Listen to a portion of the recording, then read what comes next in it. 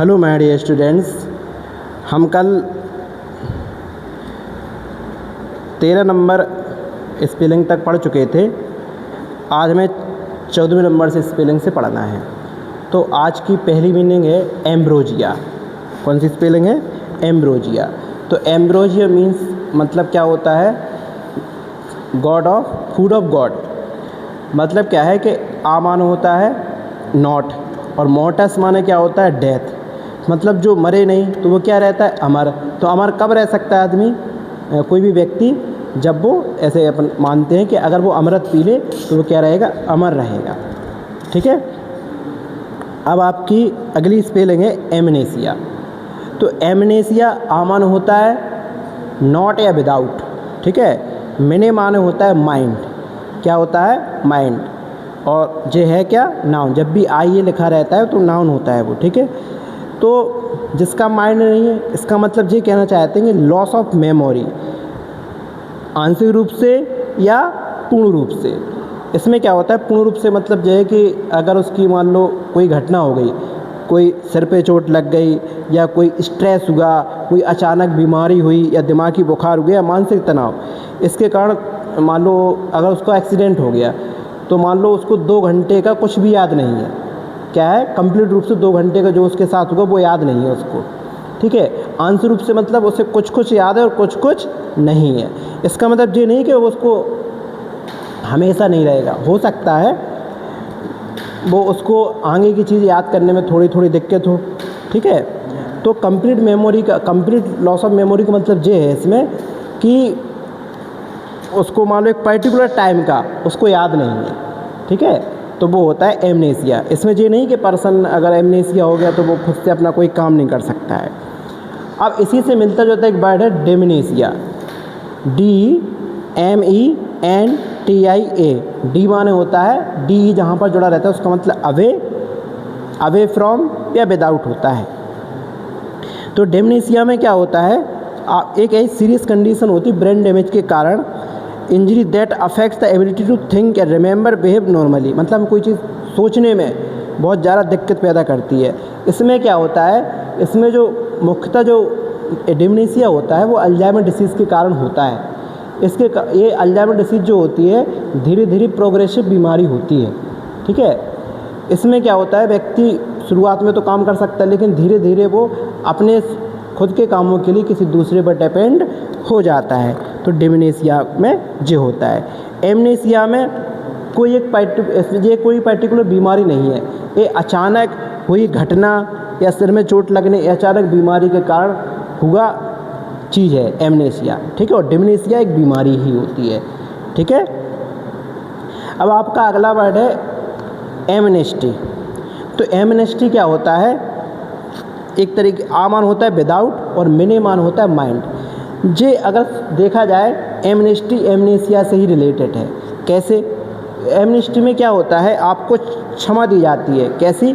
आपकी जो पुरानी चीज़, आपने जो अपराध किए, राजनीतिक अपराध, उनको माफ़ कर दिया जाता है। Official pardon who have been convicted of political offence. Political offence का मतलब इसमें क्या है? पॉलिटिकल ऑफेंस का मतलब इसमें ये है, मान लो सेना ने कोई सरकार के खिलाफ विद्रोह कर दिया। ठीक है। लेकिन सरकार ने उस विद्रोह को सफल नहीं होने दिया। अब उसमें जो सैनिक विद्रोह कर रहे थे तो सरकार देश में शांति बहाल करने के लिए उनको क्या कर देगी? क्षमा प्रदान कर देगी। तो क्या हुआ? एमनेस्टी हुआ। अगर हम टैक्स चोरी की बात करें, मान लो सरकार ने कहा कि हम एक योजना ला रहे हैं, उसमें यदि किसी व्यक्ति के पास अवैध धन है तो वो अपनी आय को घोषित करे और सरकार के पास जमा करे। तो सरकार उनसे जो कह रही है कि हम आप पे ज़्यादा फाइन नहीं लगाएंगे, हम आप पे कोई केस फाइल नहीं करेंगे। ठीक है। तो सरकार क्या कर रही है? उसमें टैक्स एमनेस्टी कर रही है। सरकार उनको माफ़ कर रही है। जैसे आपके सामने कुछ एग्जाम्पल दिखाई दे रहे होंगे आपको। एक इसमें लिखा है राजनीतिक और युद्ध अपराध। अब जैसे विद्रोह हुआ, जब कोई बड़ा समूह सरकार के खिलाफ हथियार उठा लेता है और सरकार क्या करती है? शांति बहाल करने के लिए उन्हें एक मौका देती है, उन्हें एमनेस्टी प्रदान करती है। ठीक है। जैसे देशद्रोह, जैसे युद्ध या तख्तापलट की कोशिश के बाद सेना ने क्या किया, युद्ध या तख्तापलट की कोशिश की और देश को वापस जोड़ने के लिए अक्सर क्या करते, राजनीतियों को माफ़ कर देते, बिना शर्त के हम रिहा कर देते हैं। तो ऐसे में क्या है, इस तरीके की जो हमने क्षमा दी है इसमें सामूहिक रूप से होता है। ऐसा नहीं कि एक हम मान लो अगर उसने हत्या कर दी तो उसको एमनेस्टी दे दें, नहीं, ऐसा नहीं होता है। केवल राजनीतिक इसमें क्या है कि आपने कोई देशद्रोह का काम किया, देशद्रोह का मतलब क्या है, इसमें युद्ध किया, मतलब गृह युद्ध किया, ठीक है, या तुम सरकार को बदलने की कोशिश कर रहे हो तो सरकार उन सब मतलब सामूहिक रूप से कर रहे हो आप, तो सरकार उन सभी अपराधों को आपके माफ़ कर देती है, ठीक है। इसमें जैसे एग्जाम्पल लिखा गया है सेंटेंस इंग्लिश में, आफ्टर द सिविल वार, माने गृह युद्ध के बाद द गवर्नमेंट ग्रांटेड, गवर्नमेंट ने प्रदान की, क्या प्रदान की, amnesty to all rebel, all मान होता है सभी, रिबेल मान होता है विद्रोहियों, और सोल्जर्स माने सैनिक, टू रिस्टोर पीस, शांति बहाल करने के लिए सरकार ने उनको क्या कर दी, एमनेस्टी प्रदान कर दी, ठीक है। अब टैक्स चोरी के संबंध में जैसे हमने आपको बता दिया था कि जब बहुत से लोग अपना काला धन टैक्स छुपा लेते हैं तो सरकार एक योजना लाती है। सरकार ऐसी योजना 2016 में लाई थी, ठीक है, कि उसने कहा था कि अगर आपके पास कोई काला धन है तो सरकार को बता दे, सरकार आप पर कोई पेनल्टी नहीं लगाएगी, मतलब सरकार आप पे कोई कानूनी कार्रवाई नहीं करेगी, ठीक है। तो सरकार उनको क्या प्रदान किया था, उनको एमनेस्टी प्रदान की, जो काला धन है उसको वाइट मनी में कर लीजिए आप, सरकार ने ऐसी योजना लाई थी। इसके तहत सरकार क्या कहती है, आप पुरानी बातों को भूल कर, देखो वो इसमें एक तरीके से भूलना ही तो है एमनेस्टी में, इसलिए आप सोच रहे हो कि ये कैसे लेट होगा, अपराध क्षमा एमनेस्टी जे एमनेसिया से क्या संबंध होता है, तो आप समझ पा रहे होंगे कि एमनेसिया माने भूल जाना, उनकी जो भी पुरानी चीज़ें हैं उनको भुला दिया है। तो सरकार ने क्या कहा कि आप अपना जो छुपा हुआ धन को घोषित करें, मतलब बताएं और थोड़ा उसमें टैक्स दे दें, हम आपके पुराने अपराध को भूल जाएंगे और कोई भी कानूनी कार्रवाई नहीं करेंगे, जैसा कि हमने आपको बता दिया है।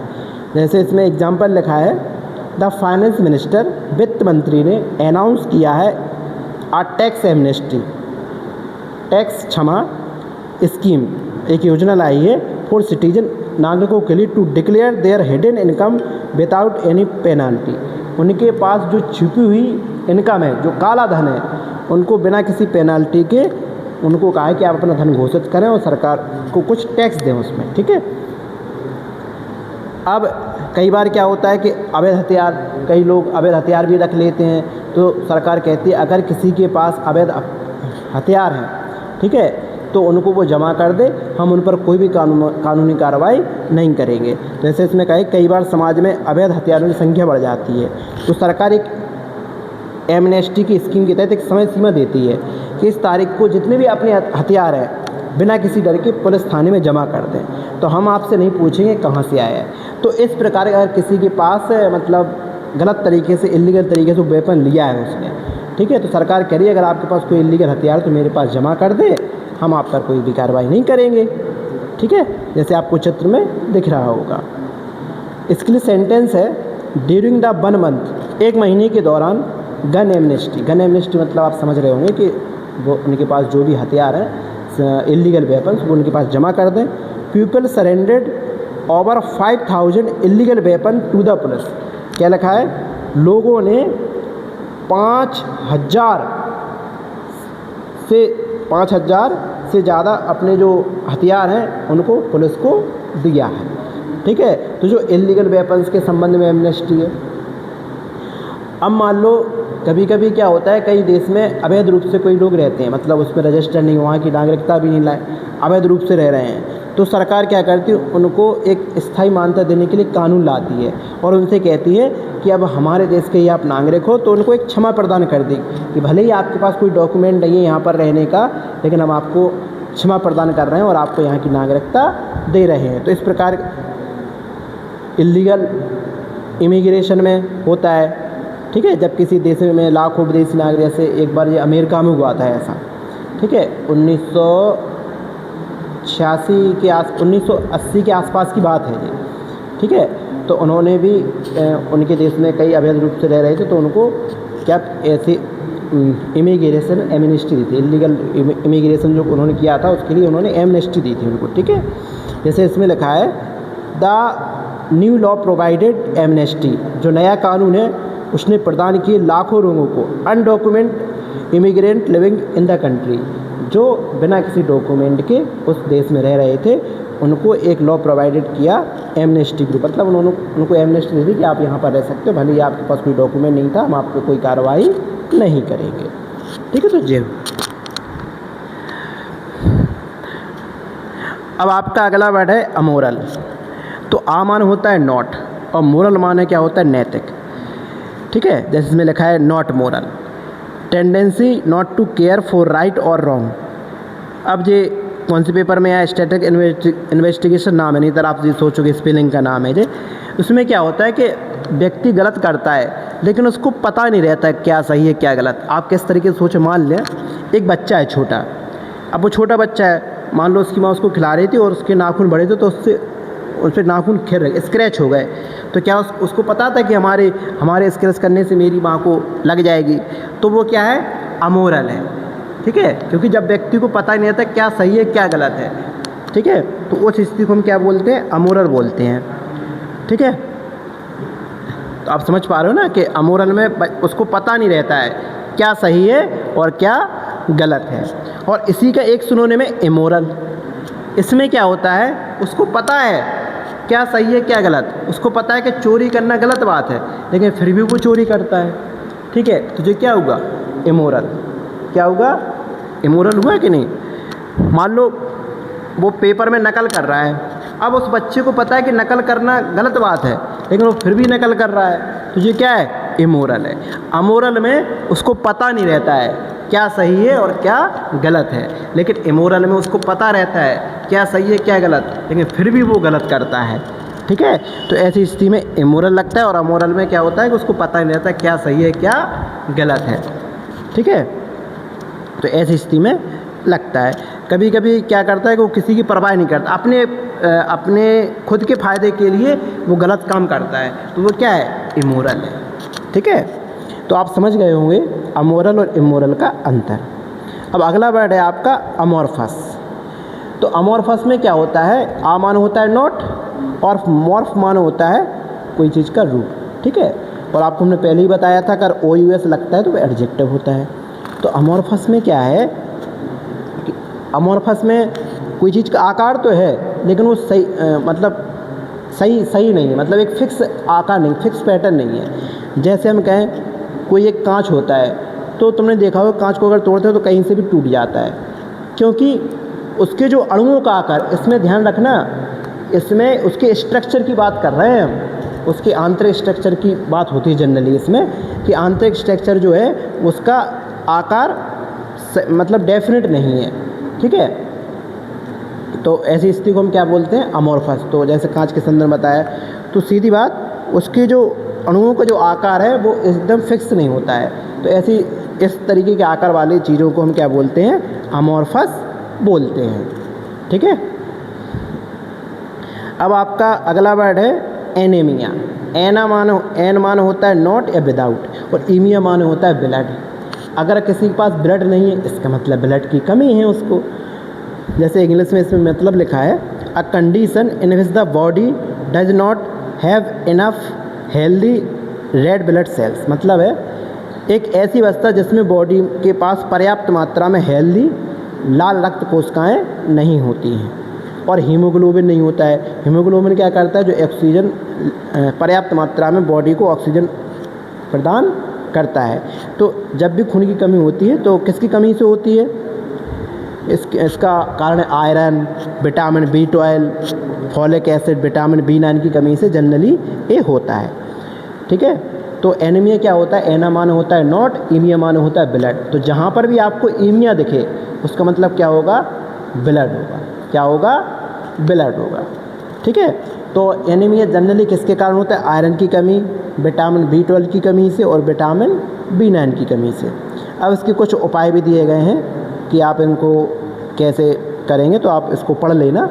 हमने आपको केवल बताने के लिए बनाया कि इसमें क्योंकि जो बायोलॉजी का टर्म हो जाए, क्योंकि इतना ज़्यादा डिटेल में नहीं पूछा जाएगा आपसे, केवल आपको नॉलेज के लिए बता रहे हैं हम ये कि आहार में बदलाव करें, कि आयरन से भरपूर खाद्य पदार्थ खाएँ। तो जैसे इसमें देखो सभी चित्र जो है क्रम से बने, जैसे पालक लिखा तो पालक का चित्र बना है, ये पालक, मेथी, ब्रोकली, चुकंदर, ये सारी चीज़ बनी है। अब हमें विटामिन सी इसके साथ क्यों लेना चाहिए? क्योंकि विटामिन सी क्या करता है कि आयरन को एब्जॉर्ब करता है, ठीक है। तो इसके साथ अगर हम आयरन वाली चीज़ें खा रहे हैं तो अगर हम विटामिन सी भी लें तो वो जल्दी एब्जॉर्ब होगा, ठीक है। आपको जो एजुकेशनल पर्पज़ से है केवल, ठीक है, ना कि अगर आपको ये चीज़ है, अगर खून की कमी है तो आप डॉक्टर से सलाह लें, ठीक है। हम तो आपको केवल एजुकेशन पर्पज़ से बता रहे हैं, ठीक है। आप ध्यान रखने कि चाय, इन चीज़ों से परहेज़ करें, जैसे चाय और कॉफ़ी, ठीक है। चाय कॉफ़ी ना पिए क्योंकि इनमें आयरन, ये क्या करता है, चाय कॉफ़ी में जो टैनिन होता है वो आयरन को क्या कर लेता है, सोख लेता है, ठीक है। तो आप इन चीज़ों को बस केवल नॉलेज के लिए पढ़ें, इसमें पेपर से नहीं आए कोई सवाल। केवल आपको ध्यान रखना है कि एनीमिया होता किसके कारण है, कि अगर आपके साइंस में भी क्वेश्चन आ जाए, विटामिन B9, विटामिन B12 और आयरन की कमी से जनरली एनीमिया होता है आपका, ठीक है। अब अगली स्पेलिंग है आपकी एनालजीजिया। कौन सी स्पेलिंग है? एनालजीजिया। एन मान होता है विदाउट और एल मान होता है पेन। इसमें क्या होता है, आपके पास एक ऐसी अवस्था है, ये एनालजीजिया क्या है, एक अवस्था का नाम है। कौन सी अवस्था? इसमें क्या होता है, आपके जो पेन है, जो जेनेटिक डिसऑर्डर भी हो सकता है लेकिन रेयर, लेकिन जनरली ये प्रयोग होता है कि जब हमें मान लो कोई दर्द हो रहा है, ठीक है, या हमारा कोई ऑपरेशन होना है, तो डॉक्टर क्या करता है कि आपको वो दर्द ना हो तो आपको क्या करता है, एक ऐसी दवा दे देता है। मतलब एनालजीजिया एक अवस्था का नाम है, ऐसी अवस्था जिसमें हमें दर्द महसूस ना हो। और जो बंद किसके कारण होगा, दर्द नहीं होगा फील, तो एनालजीजिक माने एक औषधि दी जाएगी आपको, उसके कारण आपको दर्द महसूस नहीं होगा। लेकिन एनालजीजिया एक बीमारी भी है, ठीक है, बीमारी है जिसमें क्या होता है, बहुत कम होता है ऐसा कि लोगों को ऐसी बीमारी हो कि उसको दर्द भी हो रहा है और दर्द महसूस नहीं होता है। जे जनरली कैसा होता है, किसी को कोड़ा हो जाए, ठीक है, तो उसके जो मांस टिश्यू है वो मर जाते हैं, जिसके कारण अगर उस पर कुछ भी करते हैं लोग, कुछ भी उसको मारते हैं, तब भी उसको कोई फ़र्क नहीं पड़ता है क्योंकि वो डेड हो चुकी हैं सेल्स, ठीक है, तो उस पर कोई फ़र्क नहीं पड़ता है।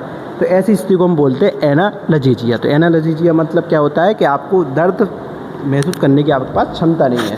तो आपको ध्यान रखना, नहीं तो आप कन्फ्यूज हो कि एनालजीजिया एक बीमारी है। एनालजीजिया उस स्थिति में भी होती है जब डॉक्टर आपको कोई मेडिसिन देता है और वो मेडिसिन क्या होगी, आपकी एनालजीजिक होगी। क्या होगी मेडिसिन आपकी? वो एनालजीजिक होगी, ठीक है। तो जिस मेडिसिन को देने का मुझे दर्द महसूस नहीं हो रहा है, उस अवस्था का नाम है एनालजीजिया, ठीक है। अब आपका अगला वर्ड है एनार्किक, ठीक है। एनार्किक, तो एन मान होता है विदाउट और आर्क मान होता है चीफ या रूलर। तो अगर कोई चीज़ कहीं किसी देश में बिना रूल्स के है, ठीक है, कोई भी किसी भी जगह अगर उसमें कोई मुखिया नहीं है, अगर उसका मुख्य कोई नेता नहीं है, ठीक है, तो वहाँ पर क्या रहेगी, अगर सरकार देश में कोई गवर्नमेंट नहीं है तो लोग जो कुछ करे, कोई भी कानून नहीं है तो लोग क्या करेंगे, चाहे कुछ करेंगे अपनी मर्ज़ी से, उन पर कोई रोक टोक नहीं है। तो इस अवस्था को क्या कहते हैं, एनार्किक जो है वो एनार्की की विशेषता है। एनार्किक क्या होता है कि एडजेक्टिव है, तो इसका मतलब क्या होता है कि हर जगह अफरा तफरी का माहौल है, ठीक है, मतलब कन्फ्यूजन सा है, कोई कुछ भी कर रहा है। जैसे देखो आपको अगले फ्रेम में दिख रहा होगा कि ऐसी व्यवस्था है जिसमें जहाँ कोई ना नियम, कोई ना कानून होता है, ना कोई सरकार, ना कोई नेता, पूरी तरीके से अवस्था होती है। जैसे देखो आपको चित्र में दिख रहा होगा बिना नियम का, जहाँ लोग किसी कानून को, शासन को नहीं मानते, वे किसी शासन को नहीं मानते हैं, वहाँ पर अशांति मची रहती है, सब लोग अपनी मन मर्जी से काम करते हैं। तो ऐसी अवस्था को हम क्या कहते हैं, एनार्किक को हम क्या कहते हैं, अराजक कहते हैं। तो अब आपको समझ में आ गया होगा, जहाँ पर अफरा तफरी का माहौल हो, कोई किसी पर कोई रोक टोक ना हो, सब कोई अपना काम अपनी अपनी मर्जी से कर रहा है, तो ऐसी स्थिति को हम कहते हैं एनार्किक कहते हैं, ठीक है। अब आपका अगला वर्ड है एनार्किस्ट, ANARCHIST। तो एन मान होता है विदाउट आर्क मान होता है चीफ। अब आपको ध्यान रखना है, जब भी कहीं किसी भी स्पेलिंग के अंत में IST आता है तो वो किसी व्यक्ति के लिए आता है। तो एनार्किस्ट एक व्यक्ति होता है जो सरकारों में विश्वास नहीं रखता है। वो कहता है कि सभी को कुछ भी करने की आज़ादी होना चाहिए, ठीक है। वो पूरी गवर्नमेंट को हटाना चाहता है। वो विश्वास करता है कि कोई भी सरकार नहीं होना चाहिए, सबको अपने अपने हिसाब से मनमर्जी से काम करना चाहिए।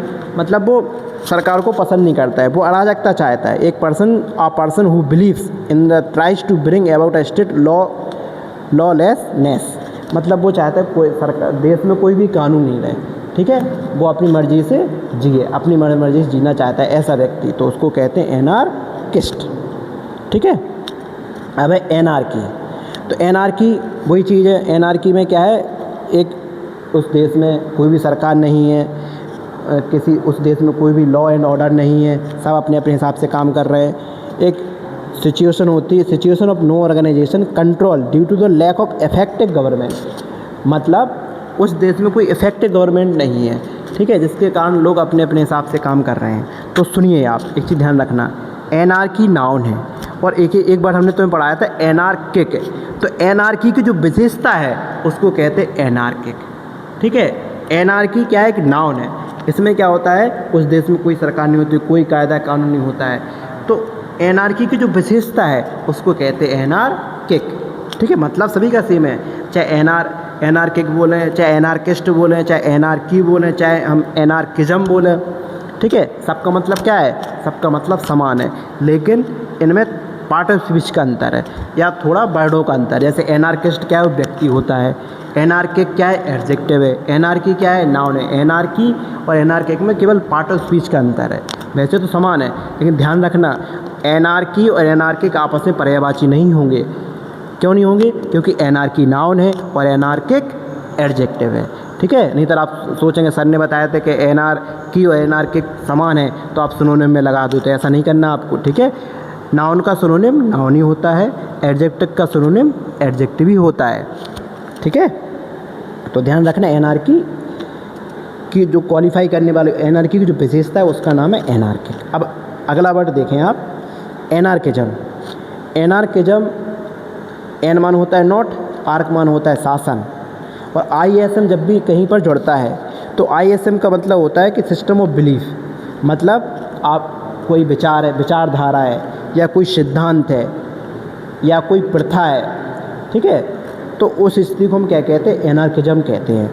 मतलब इसमें क्या होता है, शासन को ना मानने वाला, मतलब इसमें लोग ऐसे सिद्धांत विश्वास करते हैं कि देश में कोई भी सरकार नहीं होना चाहिए। तो ऐसे सिस्टम विश्वास करने के सिस्टम को हम क्या कहते हैं, एनार्किज्म कहते हैं, ठीक है। अब अगला वर्ड है आपका एनेक्डोट। क्या है, एनेक्डोट। एन मान होता है नॉट और एकोडेट मान होता है पब्लिश।